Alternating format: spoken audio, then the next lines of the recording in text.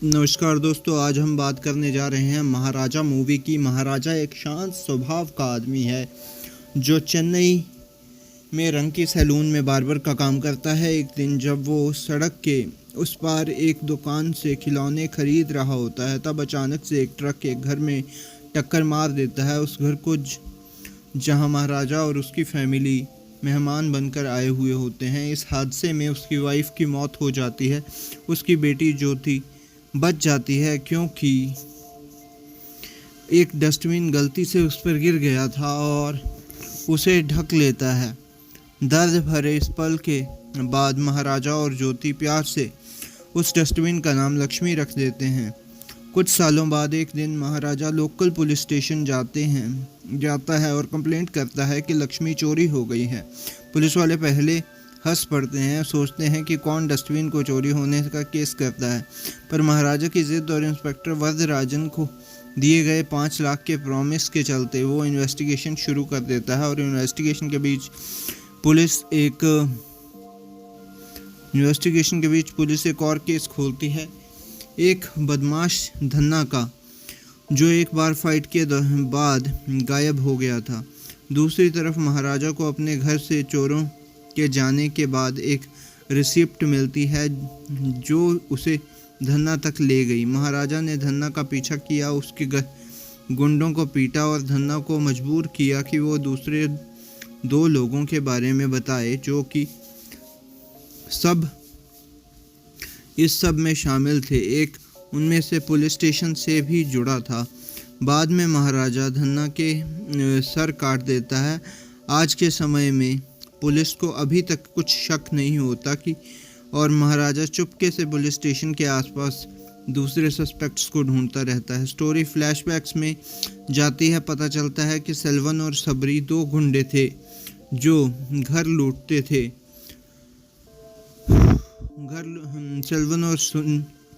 सबरी 2 गुंडे थे जो घर लूटते थे, औरतों का रेप करते थे और मार डालते थे। सेल्वन अपनी बीवी कोकिला और छोटी बहन अम्मू के साथ खुश था। उन्हें सेल्वन की सच्चाई के बारे में कुछ पता नहीं था। एक दिन सबरी और सेल्वन ने बताया कि उनकी हरकतें अखबार में आ गई हैं। तब सेल्वन राम की सैलून में शेव करवा रहा था और उसे शक हुआ कि महाराजा ने कुछ सुन लिया। जल्दी में वो सैलून से निकल गया पर अम्मू के लिए खरीदा बर्थडे का गोल्ड चेन भूल गया। महाराजा वो चेन वापस देने सेल्वम के घर आया था कि पुलिस ने वहां पहुंच गई और सबरी को मार दिया और सेल्वम को गिरफ्तार कर लिया। कोकिला को जब सेल्वम की सच्चाई का पता चला तो उसने उसे छोड़ दिया। आज के समय में पुलिस में बस फॉर्मेलिटी के लिए ही एक दूसरा डस्टबिन लक्ष्मी के नाम पर महाराजा को वापस देना चाहती है। महाराजा जो वापस देने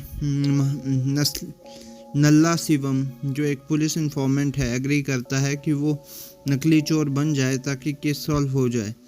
पुलिस महाराजा को कहती है कि पूरा इंसिडेंट फ़ोन पर बताए ताकि नल्ला शिवम उसी तरह एक्ट कर सके।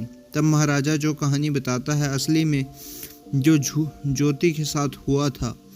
जब महाराजा घर पर नहीं था, ज्योति अपने पीटी टीचर आशिफा के स्पोर्ट्स कैंप से घर आई। तभी सेल्वम, धाना और नाला शिवम वहां आए।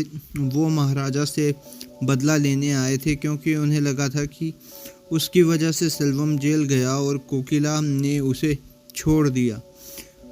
पर घर पर महाराजा नहीं था, इसलिए उन लोगों ने ज्योति को बंद आंखों के साथ पकड़ लिया और नल्ला शिवम को धन्ना ने उसे बार बार रेप किया।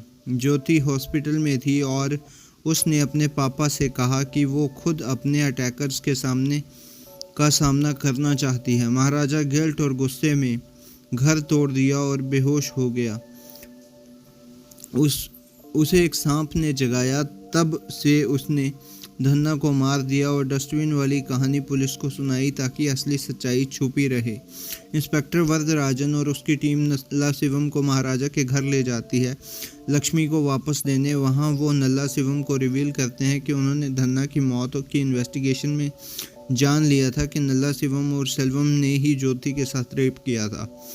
घिन से भर के पुलिस ने नल्ला शिवम को यहाँ लाया ताकि महाराजा उसे मार सके। महाराजा वैसे ही करता है। बाद में महाराजा एक कंस्ट्रक्शन साइट पर सेल्वम को देखकर हैरान हो जाता है। वो उसे गिरफ्तार करता है और ज्योति को वहाँ लाता है जैसे उसने वादा किया था। ज्योति उसके मुंह पर एक ज्वेलरी का बैग फेंक कर चली जाती है। सेल्वम जब बैग खोलता है तो उसमें वही गोल्ड चेन होता है जो उसने कभी अम्मू के लिए लिया था।